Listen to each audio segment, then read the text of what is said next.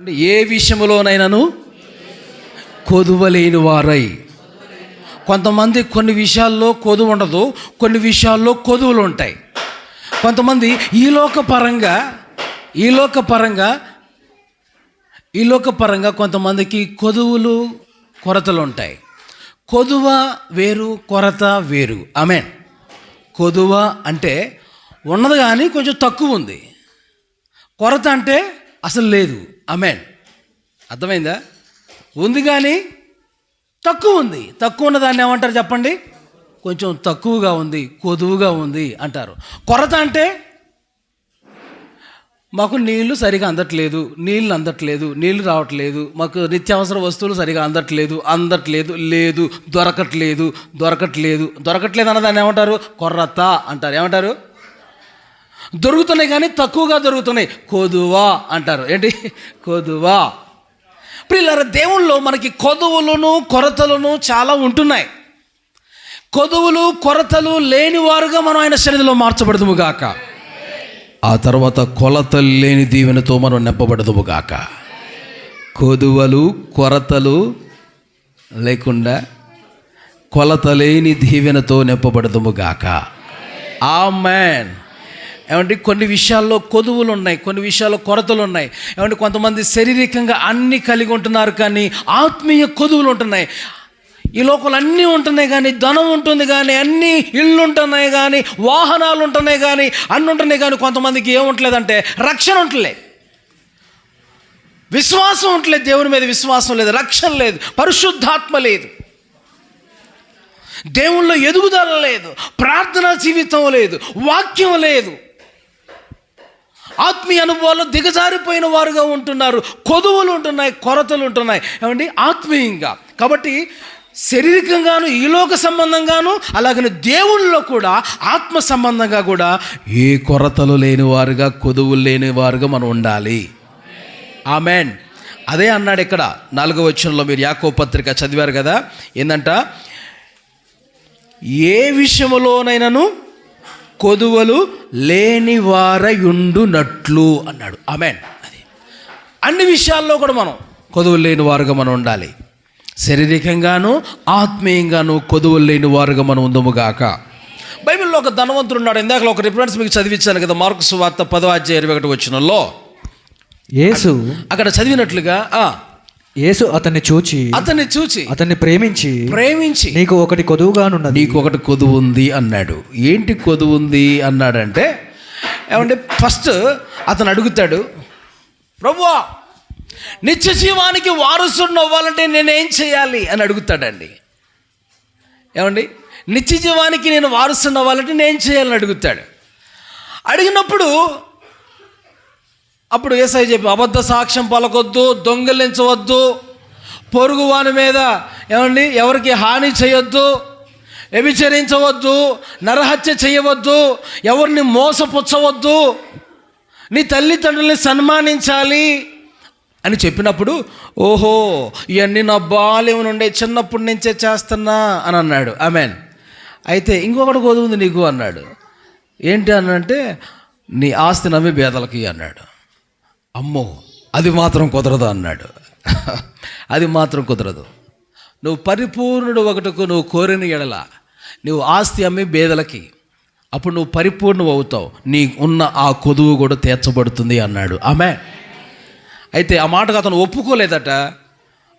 అది నీ ఆస్తిని బేదలకు ఇచ్చి నన్ను వెంబడించు అంటే ఆ మాటకు అతనికి ఇష్టం లేక అతని దారి అతను వెళ్ళిపోయాడట. కనుక ప్రియులారా గమనించండి, ధనవంతులు పరలోక రాజ్యం వెళ్ళరు అని అన్నాడు యేసయ్య. అక్కడ ఏమన్నాడని? ధనవంతులు వెళ్ళరు అంటే ఆ సందర్భం మాట్లాడింది ధనవంతులు పరలోక రాజ్యం వెళ్ళరు అని కాదు, కానీ ధనం మీద ఆపేక్ష ఉన్న వాళ్ళు మాత్రం వెళ్ళరు అని. ఆమె చెప్పండి. ధనం మీద ఆపేక్షతో నువ్వు ఆదివారం కూడా నువ్వు ఉద్యోగానికి వెళ్ళిపోతే, ఆదివారం కూడా వ్యాపారానికి వెళ్ళిపోతే, ఆదివారం కూడా పనులు పెట్టుకొని ఇంటి దగ్గర ఉంటే, తెచ్చుకొని ఇంటి తీసుకొచ్చుకొని మాంసం తెచ్చుకొని నువ్వు తినేసి పడుకొని నిద్రపోతే దేవుని సన్నిధికి రాకుండా, కొంతమందికి ఆదివారం అంటే తినటం, తాగటం, పడుకోవటం. అది వాళ్ళకి ఆదివారం. ఏమండి? తిని తాగి పడుకోవటానికి కాదు నీకు ఆదివారం ఇచ్చింది దేవుడు. ఆయన సన్నిధిలో ఉండమని, దేవుణ్ణి ఆరాధించమని. ఎవరైనా ఉన్నారా అలాంటి వాళ్ళు? యేసు నామములో వాళ్ళకి మారు మనసు వచ్చునుగాక, మారు మనసు వచ్చునుగాక. ఏమంటే తిని తాగి పడుకుని నిద్రపోతుంటారు. అదే వాళ్ళకి సెలవు దినం, అదే వాళ్ళకి సెలవు దినం. దేవుని బిడ్డలు అలా ఉండకూడదు, దేవుని బిడ్డలు అలా ఉండకూడదు. దేవుని బిడ్డలు దేవుని సన్నిధిలో ఉండాలి. ఆమేన్ చెప్పండి. ఎక్కడ ఉండాలండి? దేవుని సన్నిధిలో ఉండాలి. దేవుని సన్నిధికి వచ్చి దేవుని ఆరాధించాలి. కావాలని పని పెట్టుకోకూడదు, కావాలని వేరే వేరే ఏమంటే కార్యాలు, ఏమంటే ప్రయాణాలు పెట్టుకోకూడదు, ఊరు ప్రయాణాలు. సొంతగా మనం ఏవి కల్పించుకోకూడదు, దేవుడితో మనం గడపాలి. ఆమేన్.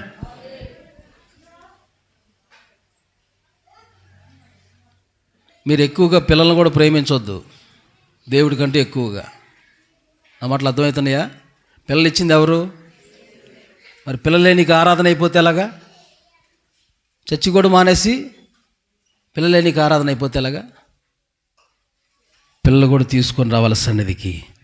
వాళ్ళకి స్వెటర్లు అన్నీ వేసి ధరించి దేవుని సన్నిధికి తీసుకురావాలి. ఆమేన్. శుద్ధీకరణ కూటంలో పాలు పొందారా మీరు అందరూ? కొంతమంది మిస్ అయ్యారు. నియమించిన నియామక కూటాల్లో తప్పకుండా మనం పాలు పొందాలండి. ఆమేన్. ఎవరి కోసం మనం ఏర్పాటు చేసింది? మీరందరూ దేవుని కొరకు సిద్ధపడి దేవుని సన్నిధిలో గడిపి మనం కొత్త సంవత్సరంలో దీవెన పొందుకోవాలనే కదా.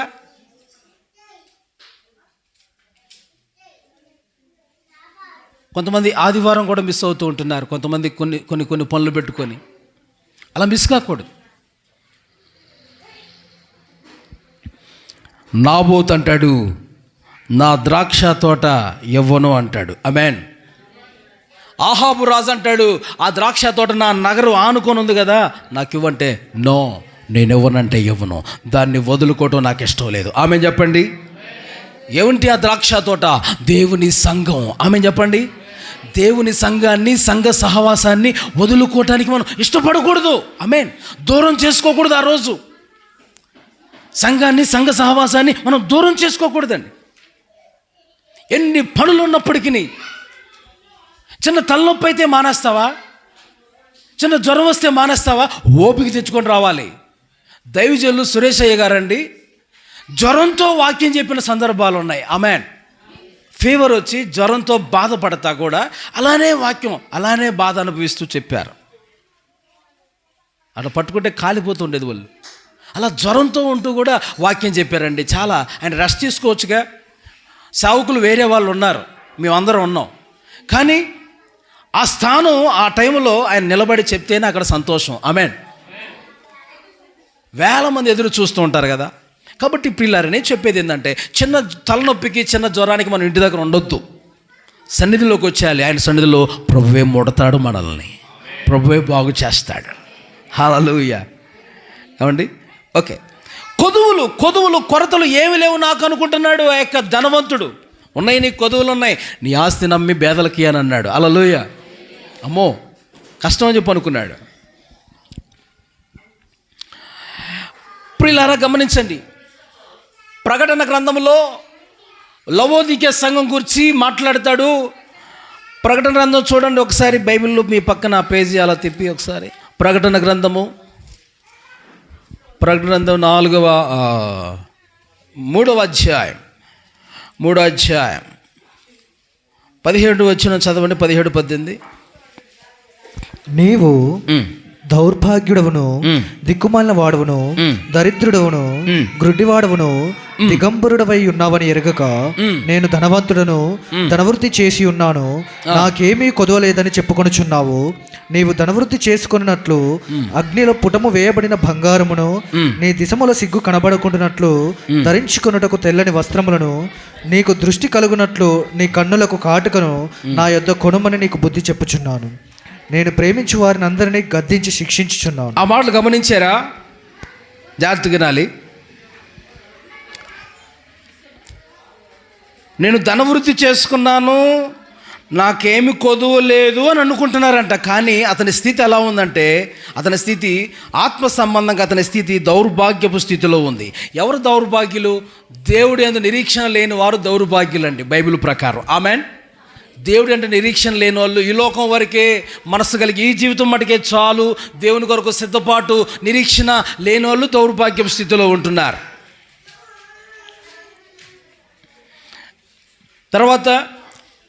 తర్వాత దిక్కుమాలిన వాడు, దేవుడు లేనివారు, పరిశుద్ధాత్మ లేనివారు, దిక్కు లేనివారు. ఆమెన్. మనకు దేవుడు ఉన్నాడు, ఆత్మను కలిగి ఉన్న మనము, దేవుని కలిగి ఉన్న మనం, దిక్కు అంటూ మనకుంది. యేసు ప్రభువారే మన దిక్కు. హల్లెలూయా. తర్వాత ఆ సంఘంతో అంటాడు, అలా లవోదికయ సంఘంతో అంటున్నాడు దరిద్రుడు అన్నాడు. అంటే దేవుని యందలి ధనవంతులు కానీ దరిద్రులు కొంతమంది ఉంటారండి.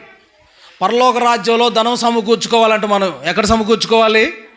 పరలోక రాజ్యంలో ధనం సమకూర్చుకోవాలి. ఈ లోకంలో సమకూర్చుకోవడంతో పాటు పరలోక రాజ్యంలో కూడా మనం ధనం సమకూర్చుకోవాలి. నువ్వు దేవుడి కోసం ఏమన్నా ఇచ్చావా? దేవుడి కోసం ఏదన్నా చేసావా? దేవుని కార్యాల కొరకు ఏమైనా ముందుకు వస్తే అది పరలోక రాజ్య బ్యాంకులో పడింది అకౌంట్. ఆమె చెప్పండి. ఈ లోకంలో ఉంటుంది కానీ అందరికీ అకౌంట్లు అక్కడ ఉంటలే. అక్కడ అకౌంట్ ఉండాలి మనకి. ఆమె అక్కడ అకౌంట్లో బ్యాంకులో డబ్బులు అక్కడ పడాలంటే ఇక్కడ నువ్వు ఇవ్వాలి. దేవుని సన్నిధిలో, దేవుని మందిరానికి కానీ ఏమంటే ఈ ఏమన్నా ఇబ్బందుల్లో ఉన్న వాళ్ళకి వస్త్రాలు కానీ ఏదన్నా సహకరించడం, భోజనాలు ఏదన్నా ఏర్పాటు చేయటం, ఇలా చేసినప్పుడు నువ్వు భూమి మీద చేసిన ధర్మకార్యాలు, పుణ్యకార్యాలన్నీ పరలోక రాజ్యానికి చేరాయని దేవుడు ఊరికినే అన్నాడు ఆ కొన్నేళ్ళతో. దేవునితో ప్రత్యక్షమే మాట్లాడింది, నువ్వు చేసిన ధర్మ పుణ్య కార్యాలన్నీ పరలోక రాజ్యం చేరాయంట. ఇంకొక మాట చెబుతున్నా, దేవుని అందులో హృదయం సరిగా దేవుడికి ఇవ్వకుండా ఎన్ని పుణ్యకార్యాలు చేసినా అవన్నీ వేస్టే. ఆమె చెప్పండి. కయ్యూను కానుక దేవుడు అంగీకరించాడా అండి? మన హృదయంలో మార్పు లేకుండా మనం కానుకిచ్చిన అది దేవుడు అంగీకరించాడంట. కయ్యూను అర్పణ దేవుడు అంగీకరించలేదని ఎవరు అర్పణ అంగీకరించాడు? హేబేలు అర్పణ అంగీకరించాడు. హల్లెలూయా. అలాగని వాళ్ళని వంకలు పెట్టుకొని నువ్వు ఇవ్వకుండా ఉండొద్దు. ఆమెన్. ఎవరు చేసుకున్న దానికి వాళ్ళే ప్రతిఫలం అనుభవిస్తారు. ఆమె చెప్పండి. ఎవరు చేసుకున్న దానికి వాళ్ళే ప్రతిఫలం అనుభవిస్తారు. హల్లెలూయా. ప్రియులారా గమనించండి, అక్కడ చాలామంది నిద్రపోయి దరిద్రులు అవుతారు. పని చేసుకోవటం మానేసి నిద్రపోతుంటారు. ఇటు చూడండి, పని చేసుకోవటం మానేసి ఏం చేస్తారు? నిద్రపోతూ ఉంటారు.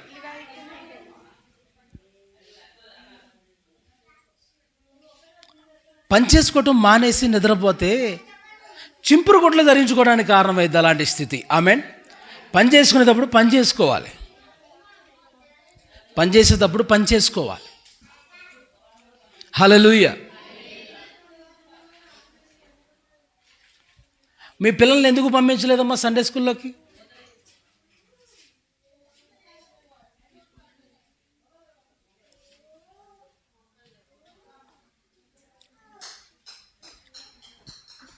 హల్లెలూయా.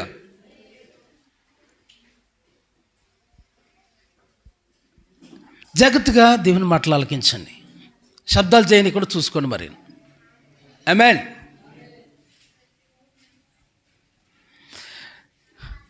కొంతమంది నిద్రపోతూ ఉంటారు, పని చేసుకోవటం మానేసి నిద్రపోతూ ఉంటారు. వాళ్ళకి దరిద్రం వచ్చింది, సోమరోళ్ళు అయిపోతారు. మంచిగా చురుగ్గా పని చేసుకునే టైంలో ఆమేన్. దేవుని సన్నిధికి వచ్చే టైంలో దేవుని సన్నిధికి రండి. ఉద్యోగం చేసుకునే టైంలో ఉద్యోగం చేసుకోండి. ఏమండి, తాగి నిద్రపోకండి. ఇంటి దగ్గర సోమరోళ్ళలాగా ఉండకండి. చాలామంది అలా ఉంటున్నారండి. కుటుంబాన్ని చేతులారా నష్టం చేసుకుంటున్నారు. చురుగ్గా యాక్టివ్గా ఉండాలి. మంచిగా పని చేసుకునే టైంలో చేసుకోండి. మంచి ఆరోగ్యం ఉన్నప్పుడు మంచిగా చేసుకోండి. దేవుడికి ఇచ్చే సమయం దేవుడికి ఇవ్వండి. సోమరోళ్ళలాగా నిద్రపోకండి, ఇంటి దగ్గర ఉండకండి. దేవుని సన్నిధిలోకి వచ్చే సమయంలో దేవుని సన్నిధికి రండి. హల్లెలూయా. బైబిల్లో రాయబడింది, నిద్రమత్తు చింపిరి గుడ్డలు ధరించుకోవడానికి దరిద్రానికి కారణమట.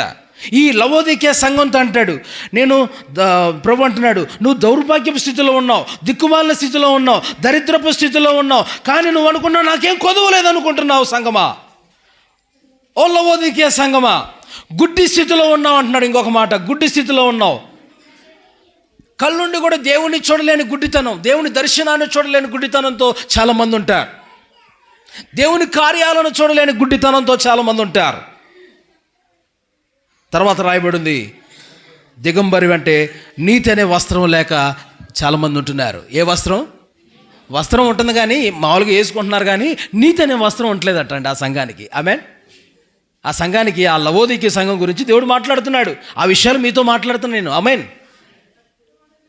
నీతి అనే వస్త్రం కూడా నీకు లేదు. అయితే నువ్వు అనుకుంటున్నావు కదా నాకేం కొదువు లేదు, నాకు ధనం సమృద్ధిగా ఉంది అని చెప్పి అనుకుంటున్నావు. ఇదిగో నీకు కొదువులు ఏర్పడ్డాయి. ఆమేన్. నీ కొదువులు ఏర్పడ్డాయి అంటున్నాడు దేవుడు. ప్రియులారా, మన కొదువులు కొరతలు మనం గుర్తించాలి. ఈ సంఘానికి ఉన్న కొదువులు ఏంటి తెలుసా? ఆత్మీయ కొదువులు ఉన్నాయి. చెప్పండి, ఆత్మీయ కొదువులు కొరతలు ఉన్నాయి ఈ సంఘానికండి. ఆ లవోదికీయ సంఘానికి ఆత్మీయ కొరతలు కొదువులు ఉన్నాయి. ఇక్కడ ఉన్నటువంటి నీ జీవితంలో కూడా ఆత్మీయంగా ఉన్న కొదువులు కొరతలు ఉన్నాయా? రక్షణ లేకుండా ఉన్నావా? పరిశుద్ధాత్మ లేకుండా ఉన్నావా? వాక్యం లేకుండా ఉన్నావా? ప్రార్థనా జీవితం లేకుండా ఉన్నావా? ఎదుగుదల దేవుల్లో లేకుండా ఉన్నావా? మనం కలిగి ఉందుముగాక. అందరూ చెప్పండి, కలిగి ఉందుముగాక. ఆమేనండి. నేను ఆత్మీయ కొరతలు నేను తీర్చుకుంటాను ప్రభు అని ఆయన సన్నిధిలో ప్రార్థన చేసుకోవాలి. దేవునికి స్తోత్రం. ఈ లోకపరంగా అన్ని కలిగి ధనం కలిగి ఉన్నారా? ఆత్మీయంగా ఏ కొరతలు ఉన్నాయో వాటి కొరకు మనం సిద్ధపడాలి. ఆమేన్. శారీరక కొరతలు, ఆత్మీయ కొరతలు ఈ సంవత్సరం అంతంలో ప్రభు మనతో మాట్లాడుతున్నాడు. ఇది ఏ ఆదివారం? మాట్లాడండి గట్టిగా. చివరి ఆదివారమేనా? ఈ చివరి ఆదివారం ప్రభు మనతో మాట్లాడుతున్నాడు. ఇంకా నీకు శారీరకంగా ఆత్మీయంగా ఏమైనా కొరతలు ఉన్నాయా? నా ప్రభు మీ కొరతలు కొదువులు తీర్చి కొలత లేకుండా ఆశీర్వదించునుగాక. హల్లెలూయా. ఏమండి, చిన్న మీకు పాయింట్స్ ఇస్తాను, టక మీరు రాసుకుంటే. మన కొదువులు కొరతలు తీర్చబడాలంటే 7 విషయాలు రాసుకోండి. మీకు త్వరగా చెప్పి నేను ఈ కార్యం ముగిస్తాను 1 గంట కల్లా. ఈరోజు మీతో చెప్పా కదా కార్యక్రమానికి వెళ్ళేది ఉంది. రాసుకోండి. నెంబర్ 1, మన కొదువులు కొరతలు తీర్చబడాలంటే నెంబర్ 1 యాకోబు పత్రిక 1:5. యాకోబు పత్రిక 1:5 చదువుతారా? మీలో ఎవరికైనా జ్ఞానం కొదువుగా ఉన్న ఎడల, మీకు ఎవరికైనా జ్ఞానం కొదువుగా ఉంటే అతడు దేవుణ్ణి అడగవలెను, అప్పుడు అది అతనికి అనుగ్రహింపబడును. అది మన కొదువులు తీర్చబడాలంటే నెంబర్ 1, మన కొరతలు తీర్చబడాలంటే చెప్పాక మీకు కొదువ వేరు కొరత వేరు, దాని అర్థాలు చెప్పా. కొదువు అంటే ఉంది కానీ తక్కువగా ఉంది, కొరత అంటే పూర్తిగా లేదు, మొత్తానికే లేదు. కాబట్టి ఏ కొరతలు ఉన్నాయో మనం సమకూర్చుకోవాలి, ఏ కొరతలు ఉన్నాయో అవి పెంచుకోవాలి. దేవునికి స్తోత్రం. ఇక్కడ అడిగితే మన కొదువులు తీర్చబడతాయి అంట. ఆమేనండి. ఏం చేయాలి? మనం అడగాలి. అనండి. ఎవరిని అడుగుతావు? నీ కొదువులు కొరతలు తీర్చబడాలంటే ఎవరు తీర్చేవాళ్ళు? యేసయ్యే. ఆమేన్. ఆయన నీ కొదువులు కొరతలు తీర్చునుగాక. ఆయన సన్నిధిలో నువ్వు అడిగితే, ప్రార్థిస్తే దేవుడు తప్పకుండా నీ కొదువులు కొరతలన్నీ యేసయ్య తీరుస్తాడండి. ఆమేన్. నువ్వు అడిగితే ఇస్తాడంట. సొలొమోను అడిగాడు, ప్రభువా నాకు జ్ఞానం కావాలయ్యా, ఈ ప్రజలందరినీ పాలించే జ్ఞానం కావాలయ్యా అంటే దేవుడు జ్ఞానం ఇచ్చాడు, సకల సంపదలు కూడా ఇచ్చాడు. ఆమేన్.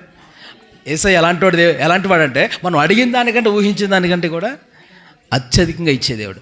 బైబిల్లో కాలేబు కూతురైన అక్స బైబిల్లో చూస్తే ఆమె అడిగింది. ఏమడిగిందంటే, డాడీ నాకు మెరక మడుగులు ఇచ్చాక పల్లపు మడుగులు కావాలి, పల్లపు మడుగులు ఇచ్చి మెరక మడుగులు కావాలంటే ఆయన అన్నాడు, నీకు అవి ఇస్తాను ఇవి ఇస్తాను, 2 ఇచ్చేస్తాను. ఆమె చెప్పండి.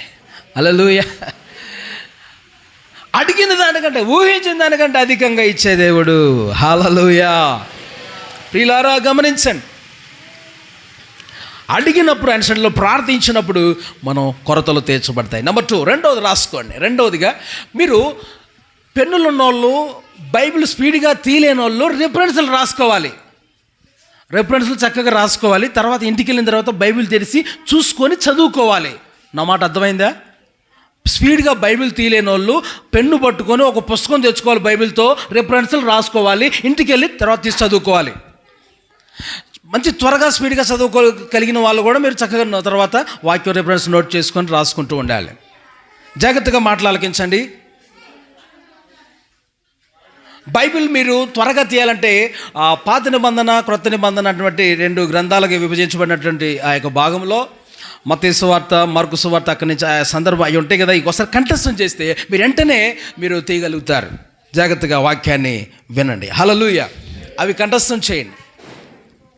చూడండి, మనం రెండో విషయం మీతో మాట్లాడబోదాం.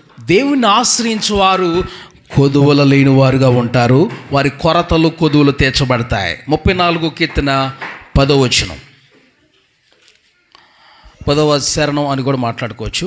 కీర్తన సింహపు పిల్లలు 10. సింహపు పిల్లలు లేమి గలవై ఆకలి కొనును, యెహోవాను ఆశ్రయించు వారికి ఏ మేలు కొదువై ఉండదు. ఏ మేలు కొదువై ఉండదు. హల్లెలూయా. వాళ్ళకి కొదువే ఉండదు. ఎవరికంటే దేవుణ్ణి ఆశ్రయించిన వారికి. అందరూ చెప్పండి, ఎవరికండి? ఆశ్రయించిన వారికి కొదువ ఉండదు. ఫస్ట్ ప్రార్థించే వారికి, దేవుణ్ణి అడిగే వారికి కొదువ కొరతలు ఉండవు. దేవుడు తీరుస్తాడు వాళ్ళకి. రెండోదండి, ఆయన్ని ఆశ్రయించాలి. ఎవరిని ఆశ్రయిస్తున్నావు? మనం ఎవరిని ఆశ్రయించాలి? దేవుని బిడ్డలు ఎవరిని ఆశ్రయించాలి? చిన్న జ్వరం వస్తే తాయిత్తులు కట్టుకోవటం, ఏమంటే దారాలు, నల్ల దారాలు కట్టుకోవటమా? కొంతమంది పిల్లలు కూడా నేను చూస్తున్నాను, కాలికి నల్లదారాలు ఉంటున్నాయి. దేవుని నమ్ముకున్న బిడ్డలకి. నువ్వు దేశప్రభుని నమ్ముకొని కింద కాళ్ళకి నల్లదారాలు కట్టుకుంటావా? చేతులకి నల్లదారాలు కట్టుకుంటావా? తాయిత్తులు కట్టుకుంటావా? వాటి మీద నీ నమ్మకం. వాటిని ఆశ్రయిస్తావా? ఎవరిని ఆశ్రయించాలి నువ్వు? సోదుల మీద సోదులను ఆశ్రయిస్తావా? జ్యోతిష్కులను ఆశ్రయిస్తావా? నువ్వు ఆశ్రయించాల్సింది కష్ట సమయంలో ఎవరిని? యేసయ్యను అనండి. అది యేసయ్యను మనం ఆశ్రయించాలి. మనుషుల నమ్ముకొనుట కంటే యెహోవాను ఆశ్రయించుట మేలు. హల్లెలూయా. మేలు. కాబట్టి ఆయన ఆశ్రయించు వారికి కొదువ ఉండదు. ఓకే, సరేనా? నెంబర్ 3, మూడో విషయం, భయభక్తులు గల వారికి ఏ కొదువ ఉండదు. కీర్తన 34:9 పై వచనం. యెహోవా భక్తులారా ఆయన యందు భయభక్తులు ఉంచుడి. ఆయన యందు భయభక్తులు ఉంచువానికి ఏమీ కొదవలేదు. అబ్బా, హల్లెలూయా, ఆమేన్. ఏమండి? యెహోవా భక్తులారా నా వైపు చూడండి. అమ్మా, యెహోవా భక్తులారా నా వైపు ఒకసారి చూడండి. ఎవరు భక్తులు మీరు? యెహోవా భక్తులు కాదా? మరి వినపడలేదా? హల్లెలూయా. యెహోవా భక్తులేనా మనం? యెహోవా భక్తులు అంటే యేసయ్య భక్తులు అని. ఆమేన్. యేసుప్రభుకి మరొక పేరు యెహోవా అనండి. మరొక పేరు యెహోవా అనే పేరు కూడా ఉంది. కాబట్టి గమనించాలి దేవుని బిడ్డలారా. ఆయన తండ్రిగా, కుమారుడిగా, పరిశుద్ధాత్మ దేవుడిగా ఆయన ఉంటూ ఉన్నారు. గట్టిగా స్తోత్రం చెప్పండి. కాబట్టి యెహోవా భక్తులారా మీరందరూ కూడా ఏం కలిగి ఉండాలి? భయభక్తులు కలిగి ఉండండి. అప్పుడు మీకు ఏ కొదువ? మరి ఏమన్నా ఈ సంవత్సరంలో భయభక్తులు తగ్గినాయా అండి? తగ్గినాయా? ఒకసారి చూసుకోండి, ఒకసారి ఆలోచన చేసుకోండి. భయంతోనే వచ్చారా? తగ్గిందా? భయం అని తగ్గిందా? కొదువులు ఉండలా? అన్ని వారాలు వచ్చారా? ఒక్క వారం కూడా మానకుండా వచ్చిన వాళ్ళు ఎవరైనా ఉన్నారా అండి? ఒక్క ఆదివారం కూడా మానకుండా వచ్చిన వాళ్ళు ఉన్నారా? ఒక్క సండే కూడా ఈ సంవత్సరం 2030 అబ్బా ఎంత అండి? ఈ 2025 సంవత్సరంలో ఒక్క ఆదివారం కూడా మిస్ కాకుండా వచ్చిన వాళ్ళు ఉన్నారా? ఒక్కరు కూడా లేరా? అర్రే ఒక్కరు కూడా లేరా? హల్లెలూయా. గిరి సోదరు చెప్పండి. ఏమండి? ఆయన సన్నిధిలో ఒక తీర్మానం చేసుకోవాలి. ప్రభువా, అమ్మా ఏనండి, ఒకసారి ప్రభు సన్నిధిలో ఒక తీర్మానం చేసుకో. ఒక్క సండే కూడా నేను మిస్ కాను ప్రభు ఈ సంవత్సరం అని మీరు తీర్మానం చేసుకోండి. ఆమె ప్రభువా, ఒక్క సండే కూడా మిస్ కానయ్యా, సండే కూడా మిస్ కాను. నేను నా కుటుంబం, నా పిల్లలతో నీ సన్నిధిలో ఉంటానయ్యా అని తీర్మానం చేసుకోండి. హల్లెలూయా.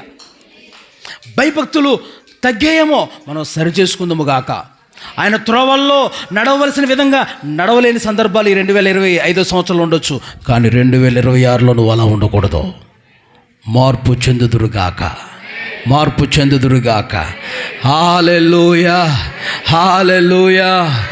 భయభక్తులు కలిగి భక్తులారా మనందరం ఏమండి ఆయన త్రోవల్లో చక్కగా నడిచినప్పుడు ఏ కొదువ మనకుండదు. ఆమేన్. ఆత్మీయంగాను శారీరకంగాను ఏ కొదువులు, ఏ కొరతలు ఉండవు. ఆమేన్. 3 విషయాలు చెప్పాను మీకు. 4th పాయింట్ టకటక మీరు రాసుకోండి. నేను టయానికే ముగిచ్చేస్తాను, నేను చెప్పాల్సినవి అని చెప్పేస్తాను, మీకు న్యాయం చేస్తాను. హల్లెలూయా. అన్యాయం చేయను. హల్లెలూయా. అన్యాయం చేయటం నాకు ఇష్టం లేదు. హల్లెలూయా. న్యాయమే చేస్తాను, సమయానికి ముగిస్తాను. చూడండి, నెంబర్ 4, నాలుగోది యాకోబు పత్రిక 1వ అధ్యాయం 4వ వచనం. మళ్ళీ ఒకసారి ఆ మాట చదివితే దాంట్లో దాగి ఉన్న మరొక విషయాన్ని మీతో మాట్లాడతాను. యాకోబు పత్రిక 1వ అధ్యాయం 4వ వచనం. మీరు సంపూర్ణులను అనునాంగులను ఏ విషయంలోనైనాను కొదవలేని వారినై ఉండునట్లు ఓర్పు, కొదువలేని వారునై ఉండునట్లు ఓర్పు తన క్రియను కొనసాగింపనీయుడు. అది ఓర్పు కలిగి ఉండండి. ఆమె చెప్పండి. మన కొదువులు తీర్చబడాలంటే ఏం కలిగి ఉండాలి? ఓర్పు కలిగి ఉండాలి. అందరూ చెప్పండి అమ్మా. ఓర్పు ఉండాలా? ఓర్పు ఉండాలి. మరి ఆయన సన్నిధిలో మనకు ఓర్పు, పిల్లలు కావాలి. ఏం కావాలి నీకు? దేవుని దగ్గరకు వచ్చావు, ఇప్పుడు ఏముండాలి నీకు? ఓర్పు కావాలి. ఆమేన్. సన్నిధికి వచ్చావు, ఉద్యోగం కావాలి, సన్నిధికి వచ్చావు, ఏం కావాలి నీకు? ఓర్పు కావాలి. పిల్లలు మారాలి. వచ్చి ఒక్క వారం రాగానే మారిపోతారా అండి? కొంత టైము కావాలి. ఏముండాలండి? ఓర్పు కావాలి. అందరూ చెప్పండి. ఓర్పు కావాలి. హల్లెలూయా. వివాహం కావాలి. ఏం కావాలి నీకు? కొంచెం ఈ రోజుల్లో తొందరపాటు ఎక్కువైపోతుందండి. మ్యారేజ్ విషయంలో తొందరపాటు ఎక్కువైపోతుంది చాలామందికి. ఆగట్లే. దేవుని బిడ్డలు వచ్చే వరకు ఆగట్లే. ఎవరొకరు చేసుకుంటున్నారు, తర్వాత ఏమో తిప్పలు పడుతున్నారు. మామూలు బాధ కాదు. ఎవరో తాగుబోతుడు దొరుకుతాడు, ఏమండి, ఎంతో బాధపడుతూ ఉంటారు. దేవుణ్ణి నమ్ముకున్న బిడ్డే నాకు కావాలని నువ్వు బాప్తీసం తీసుకొని సిద్ధపడు, నీకు వాళ్ళే వస్తారు. అమ్మో ఎలాంటి వాళ్ళు వస్తారో, బాప్తీసం తీసుకోవద్దు, అప్పుడు తర్వాత తీసుకో. నీ అనుమానం నీ పెనుభూతమై కూర్చుంటుంది. ఆమేన్. నాకు ఎలాంటి వాడు వస్తాడో, నేను బాప్తీసం అప్పుడే తీసుకుంటే తర్వాత దేవుణ్ణి నమ్మనోడు వస్తాడేమో నాకు అనుకుంటే అంతే జరిగింది నీ జీవితంలో. నువ్వు విశ్వాసంతో దేవుడికి దగ్గరై బాప్తిసం తీసుకొని ప్రార్థన చేసుకుంటూ దేవుడికి సమీపస్తులుగా మార్చబడు. మంచి సంబంధం దేవుడు నీకు తీసుకొస్తాడు. హల్లెలూయా. మన మధ్యలో ఉన్న ఏమండి బిడ్డలు, మొదటి నుంచి ఉన్న విశ్వాసులు కొంతమంది ఇక్కడ ఉన్నారు, మీరందరూ ఉన్నారు. హల్లెలూయా. మీ అందరితో చెప్పేది ఒక మాట గమనించండి. పిల్లలు కూడా రేపొద్దున మంచి సాక్ష్యం ఇవ్వగలగాలి. దేవునికి స్తోత్రం. మొన్న ఎవాంజెలిలో ఒక సాక్ష్యం చెప్పింది, మంచి సాక్ష్యం. దేవునికి స్తోత్రం కలుగునుగాక. హల్లెలూయా. దేవుడు చేసిన కార్యం. ఆ తర్వాత మొన్న రీసెంట్గా జైపాల్ అత్తగారు అంటున్నారు, మంచి అల్లుడిని ఇచ్చాడండి మాకు. హల్లెలూయా. చాలా సంతోషం. అలాంటి మంచి సాక్ష్యాన్ని మీరు వినగలుగుతారు. ఆమె మంచి అల్లుళ్ళు కావాలా మీకు? ఓ అమలారా, మంచి అల్లులు కావాలా? మంచి కోళ్ళలు కావాలా? ఇది చెప్పొద్దు బాగదు కదా. అది కూడా మంచి కోడలు కావాలా? మంచి అల్లులు కావాలా? దేవుడు ఇస్తాడు. అయితే కుమారులు కూడా, యవనస్తులైనటువంటి బిడ్డలు కూడా కుమారులైనటువంటి యవనస్తులారా, బ్రదర్స్, మీరు కూడా మంచిగా సిద్ధపడి దేవుని కొరకు ఆయత్తమై ఉండాలి. ఆమేన్.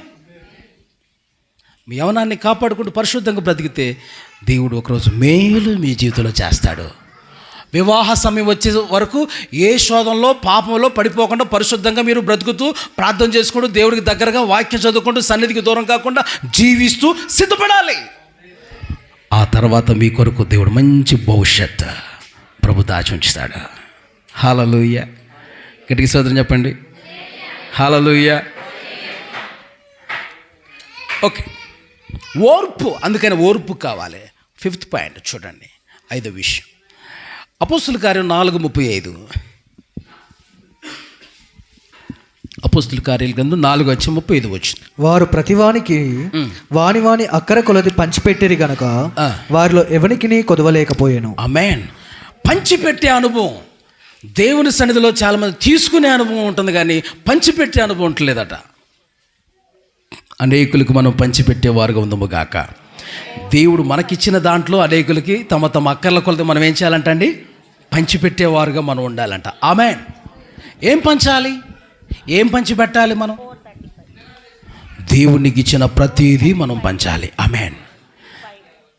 ఎవరైనా ఇబ్బందుల్లో ఉంటే మనం పంచటమే కాదు, ఏమండి, అన్ని విధాలుగా మనం దేవుని సన్నిధిలో ఎలా ఉండాలంటే సహకారులుగా, సంఘంలో బాధ్యత కలిగిన బిడ్డలుగా ఉండాలి. ఆమేన్, ఆమేన్, హల్లెలూయా.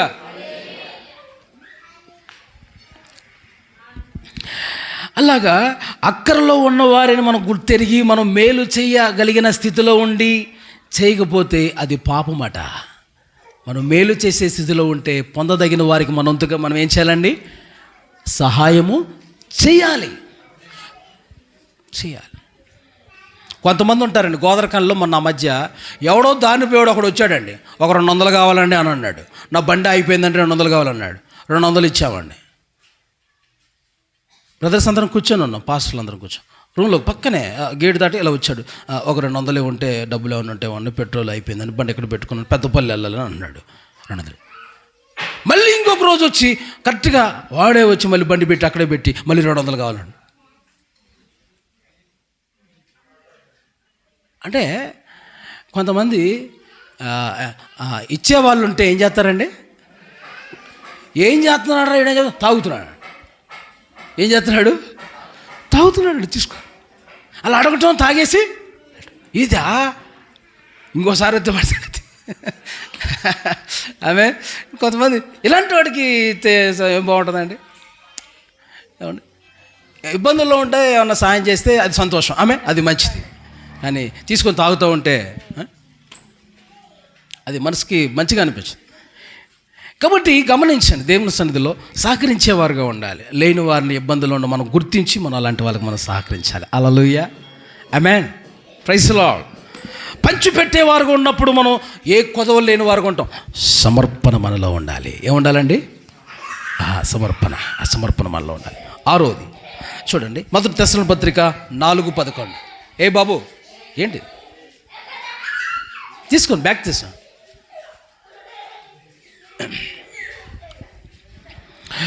మొదటి తెస్సలోనికీయుల పత్రిక 4:11